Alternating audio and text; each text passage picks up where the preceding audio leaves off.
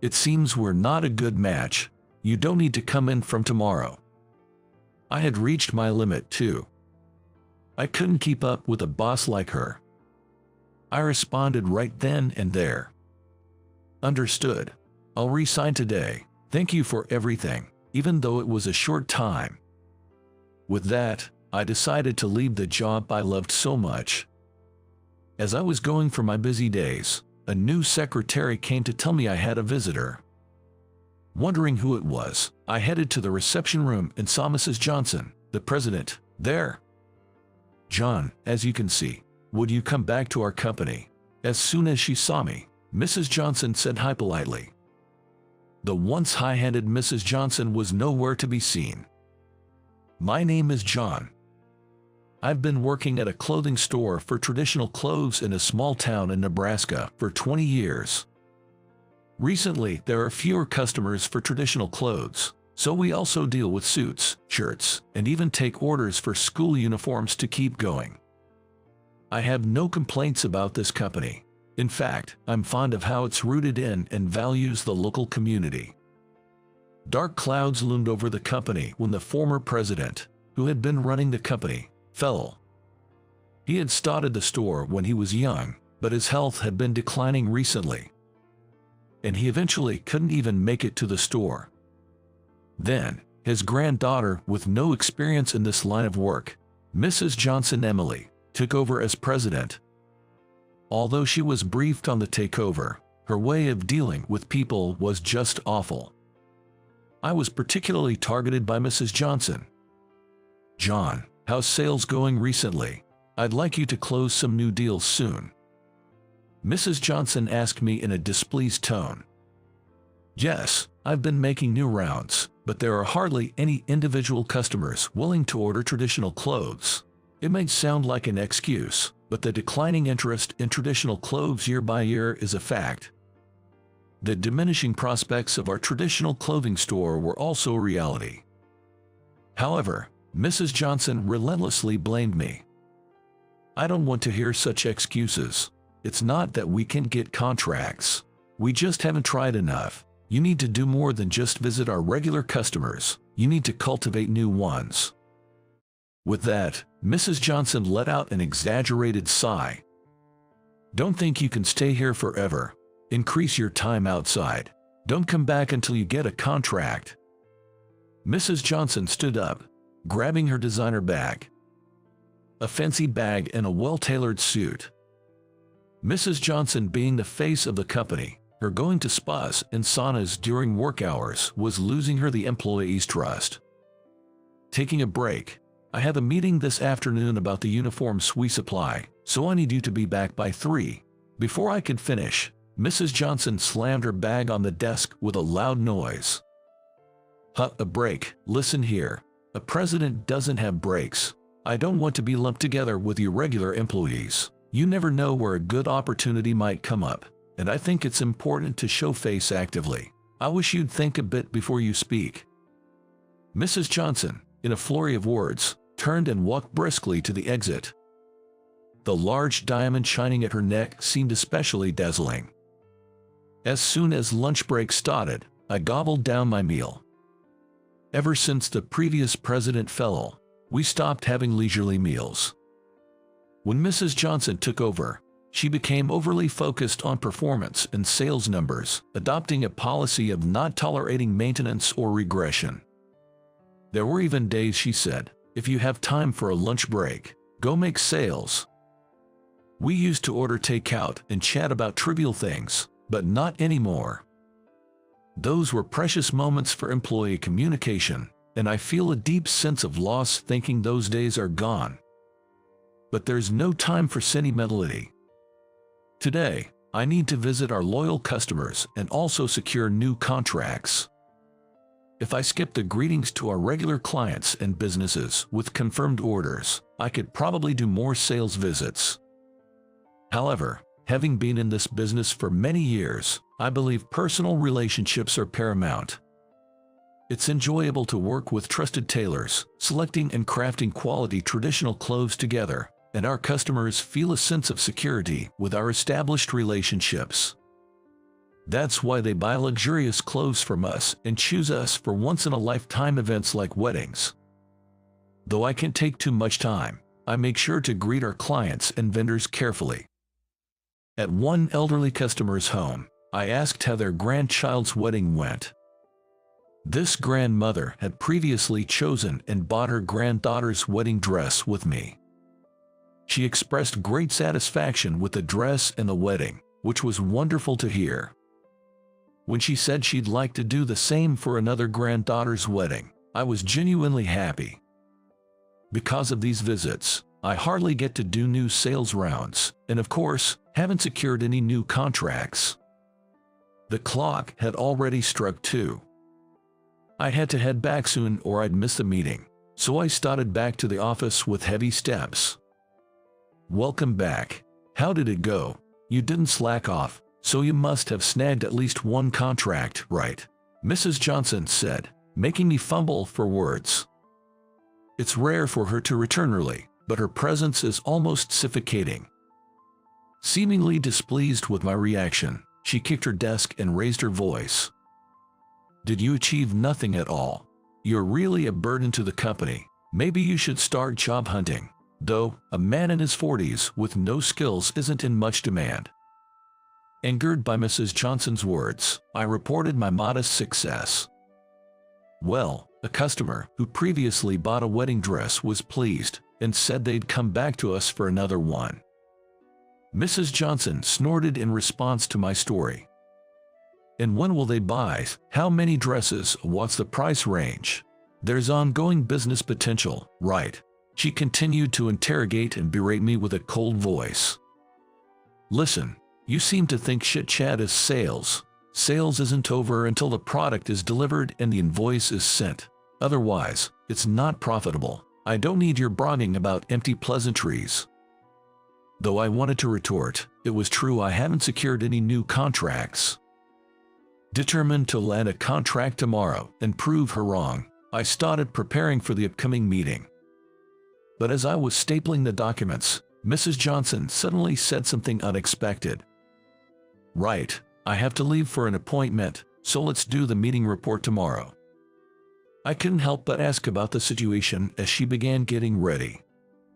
Wait a minute, I told you that we had a meeting scheduled today. It's urgent to finalize and proceed with orders, so we need you there. Is your appointment that important? Mrs. Johnson made an obviously annoyed face at my question. It's an important dinner. I don't have time to waste on you, so I'm leaving. With that, she swiftly headed towards their exit. Before leaving, Mrs. Johnson turned to me. Don't think your work is done after the meeting. Once you finish ordering, get back out and secure at least one contract. And remember, no overtime pay. Good luck. She left with a loud laugh and light steps. The person came to the meeting, thinking the president would be attending, looked puzzled but eventually understood. In a small-scale company like ours, trust is everything. The previous president always emphasized this to employees and led by example. He was always present at sales and meetings and provided detailed follow-ups after delivery. This had earned us the community's trust over the years, but recently I've felt that trust in our company declining. We managed to secure the usual orders through sincere service. After sending off the business partner, I got ready for more sales visits. I'll be stepping out for a bit. Everyone can leave when it's a good time. Thanks for today. It was already dark, and working hours had long ended. I greeted a few employees and set out for sales calls. The next day, I arrived at work more spirited than ever. Yesterday, during cold calls, I happened to talk with someone interested in renewing their company's uniforms. It wasn't a large company, but the conversation went smoothly, and we figured out that updating their wardrobe within their budget was possible, so I managed to seal the deal right then and there. For now, it's just summer clothes and winter sweaters, and since we're not dealing with a large corporation, the profit won't be substantial. However, if they like our service, there might be opportunities for updating their winter clothes and referrals to other companies. I'm well aware that such connections can lead to new opportunities. Feeling optimistic about reporting this to Mrs. Johnson, I felt light in both mind and body. However, my optimism was quickly shattered. Mrs. Johnson, who arrived a bit late, immediately summoned me. "John, don't we have a report from yesterday's meeting? I want to hear about that and what happened afterwards."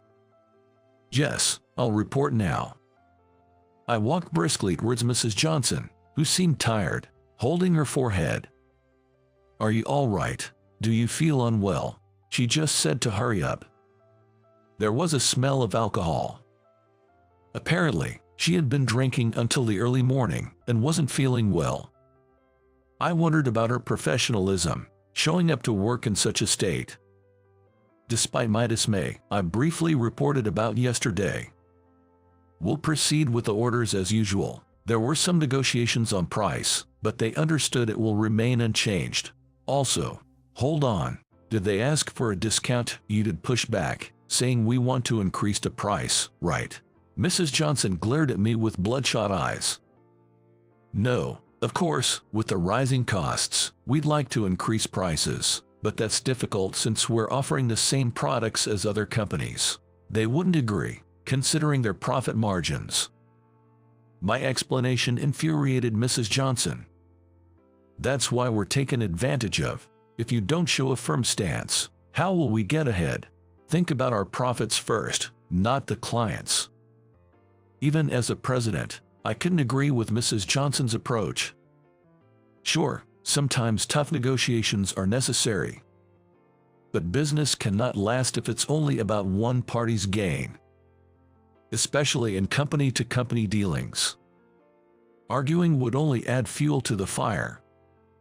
I continued with my report. "We'll review the pricing. Also, I secured a new contract." Mrs. Johnson's eyes lit up slightly. "Well done. How much profit will it bring?" "We received an order for summer clothes and winter sweaters for a company of a few dozen employees. It's not a huge deal, but it's a start." But Mrs. Johnson's expression turned to one of disappointment. "That's it. And it's not even traditional clothes. You're really useless." I had run around tirelessly, even beyond working hours, only to be met with this response. I reached my limit. "Excuse me, but you don't understand anything about work. It's these connections that bring us business. Your focus on immediate profit is wrong." For the first time, I stood up to my superior. Mrs. Johnson seemed taken aback at first but quickly reverted to her usual arrogant demeanor. "Fine. It seems we're not a good match. You don't need to come in from tomorrow." I had reached my limit too. I couldn't deal with such a president anymore. I responded right then and there. "Understood. I'll resign today. Thank you for everything, even though it was a short time." At that moment, I decided to leave the job I loved so much. I wonder what will happen next. Alone in an empty room, I found myself worrying about my future. I had left my job impulsively, but now I had no place to work. Although I enjoyed my job, my salary was never high, so my savings were slim. Even if I cut down my expenses to the bare minimum, my funds would quickly deplete. Then one day, a familiar name appeared on my cell phone. Mike. Mike was a college friend. We kept in touch and went out for drinks for the first few years after graduation, but in recent years we only exchanged Christmas cards. The unexpected call from my old friend filled me with excitement. "It's been a while. How have you been?" "Really long time. I'm good. You sound upbeat, John." I was excited, but my mood soon changed with what Mike said. "How's work going? Knowing you, I bet you're managing a big team, right?" "Well, it's hard to say, but I'm currently unemployed." Mike, always upbeat, seemed at a loss for words. "Must have been tough. Let's not talk over the phone. How about we catch up over drinks? It's a short notice, but are you free today?" I quickly agreed to Mike's invitation. I was happy to see Mike and also felt the need to talk to someone. We decided on a place and time, meeting up at a bar we used to frequent often. I'm surprised, you clashing with your boss and leaving the company. You always hated conflicts and apologized even if you weren't wrong. Yeah, it was surprising for me too, but the new boss and I just didn't see eye to eye. She didn't understand the field, nor did she care about our clients or partners. Mike just listened to my venting, nodding along. Despite the years apart, I was grateful for a friend I could talk to openly. Were you primarily in sales at your company? I mainly handled sales, but I also worked on the company's website and new products. It was enjoyable, but due to budget constraints, many ideas didn't come to fruition. As I explained, I showed Mike the website I had created on my cell phone. He was impressed. "Did you make this? I thought it was professionally done. It looks as good as outsourced work." The former boss wanted a website that would attract the younger crowd, so I learned everything I could. Traditional clothes are great, but the industry is in decline. We had to shift our perspective, but there were limits given our company's size. Mike leaned in as I talked. "What were your ideas? Tell me everything." Feeling overwhelmed by his interest, I shared my thoughts and unimplemented plans. Regular use of traditional clothes is declining, but there's a rise in special occasions and moments for social media. Plus, considering inbound tourism, focusing on special days rather than everyday use is the way forward. I spoke passionately. Also, I wanted to create more than just clothes, like delivering high-quality leather goods at a slightly lower price than luxury brands. It would make quality products more accessible and profitable. Mike listened, pondering deeply. "Did you hold back because of the initial investment or lack of funds?" That, and the current boss shot down my ideas. She said a traditional clothing store doesn't need to venture into new areas. I could see Mrs. Johnson's point. I too wanted to preserve the traditional aspects of the store as the former boss cherished.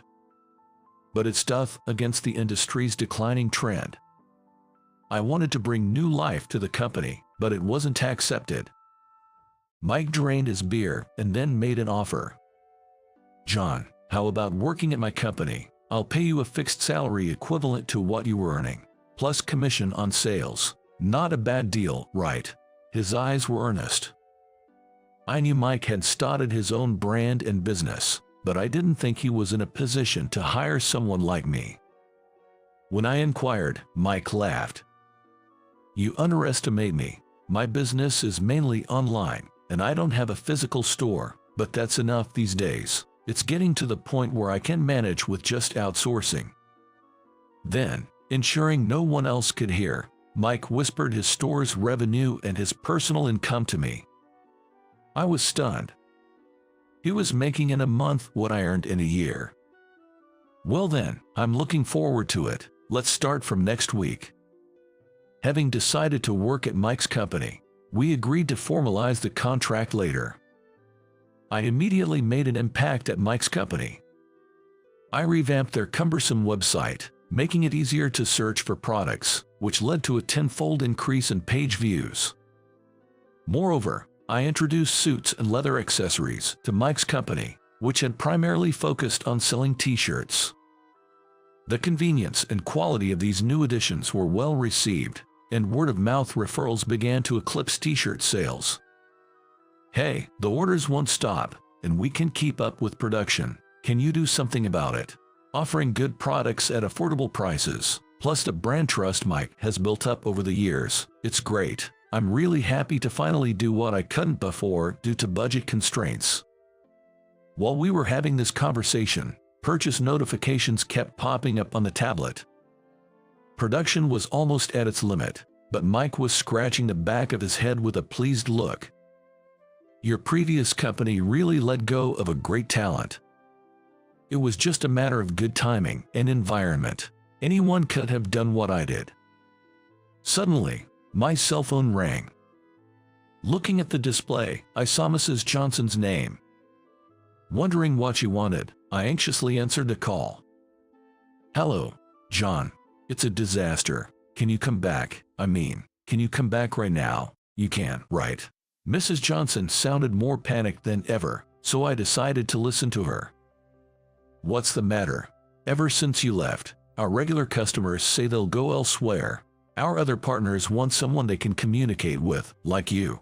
We can't update the website, and there are constant problems. Can you come back and sort things out? Though I was no longer an employee of her company, I still responded politely. I see. I don't think it's appropriate for me to directly deal with clients, so I'll decline that. But as for the website and system, I'll fix them on my next day off. I didn't hand those over properly, so that's on me. I thought I was compromising, but Mrs. Johnson seemed unsatisfied. What are you talking about? Come back right now. You owe the company after all the help you received. What have you been doing all this time? Are you saying you want to rehire me? I could hear her clicking her tongue on the other end of the line. Don't act all high and mighty. You must be struggling to make ends meet. I can pay you the same salary as before, so don't worry about that. Mike overheard Mrs. Johnson's words and burst out laughing. He gestured for me to say something. Do you know my current salary? I probably earned in a month what you make in a year. My salary at Mike's company would likely exceed my former company's annual revenue in just a few months. Although I had fond memories of my old job, I am enjoying my current work and didn't want to return to work under such a boss. I politely said goodbye to Mrs. Johnson and hung up. Mike's company was so busy with my arrival that we had to partner with external companies and recruit new staff, quickly expanding our operations. Seeing the products I developed being appreciated and shared on social media, I knew joining this company was the right decision. While I was caught up in these busy days, a new secretary informed me of a visitor. Curious, I headed to the reception room, where I found Mrs. Johnson. John, please come back to our company. As soon as she saw me, Mrs. Johnson said hi politely. The once high-handed Mrs. Johnson was nowhere to be seen. What happened? Let's hear it first. I managed to get Mrs. Johnson to sit on the sofa. She looked exhausted, a far cry from her once lively self. Since you left, our customer base keeps shrinking. It's not just individual clients, but our corporate relations are dwindling too. I can't even pay my employees anymore. If things continue like this, I'll have to close the shop. I need your help. I felt sorry for Mrs. Johnson, but it was the result of the seeds she had sown. She neglected communication with people and only pursued the company's profits. Losing their goodwill was inevitable. I'd like to help, but I'm fully committed to my current company. I'm sorry I can't assist you. Mrs. Johnson begged me desperately, as if clutching at straws. Mrs. Johnson, please be strong. Have you done all you can? This is the time to use your feet. Regain trust by meeting people face to face, understanding their needs, and addressing the issues you've neglected. Start with that, and things will surely change. Let's talk after that. Mrs. Johnson wiped her tears and nodded firmly. I was wrong. I'll try to make changes starting now. She stood up, having perhaps realized something important about running a business. However, turning a company around is not an easy task. Despite what I said, I knew it was almost impossible for her to recover at this point. I remembered the face of the previous owner, who had treated me well. I wanted to do something to prevent the company I loved from going bankrupt. But I was fully occupied with my current projects and couldn't think of a way to help. I bit my lip, feeling helpless. Years have passed since I joined Mike's company. As the company grew, we formed relationships with more businesses. John, what do you think about this? I'm sure it would be perfect for an important dinner date. I was impressed by Mrs. Johnson's suggestion. Yes, it's exactly as I envisioned. The fabric is wonderful. The response on social media was good too, so let's place an order with Mrs. Johnson for $500,000. Thank you very much. Since then, Mike's company's performance skyrocketed, leading to the creation of new departments and an increase in employees. I had a hand in producing several hit products, particularly in the suits department. We developed suits incorporating elements of traditional clothing designs and fabrics, which not only appealed to American customers, but also to overseas customers, significantly expanding our market. The challenge was to consistently obtain high-quality fabrics and connect with companies strong in traditional clothing, so I contacted Mrs. Johnson. She not only helped with fabric procurement, but also provided user-centric suggestions, resulting in an even better product than initially planned. I really appreciate your help, Mrs. Johnson. You were a lifesaver. As I thanked her, Mrs. Johnson blushed modestly. You taught me something important, John. I was such a pathetic person, trying to maintain dignity in an industry I barely understood. It was a terrible mistake.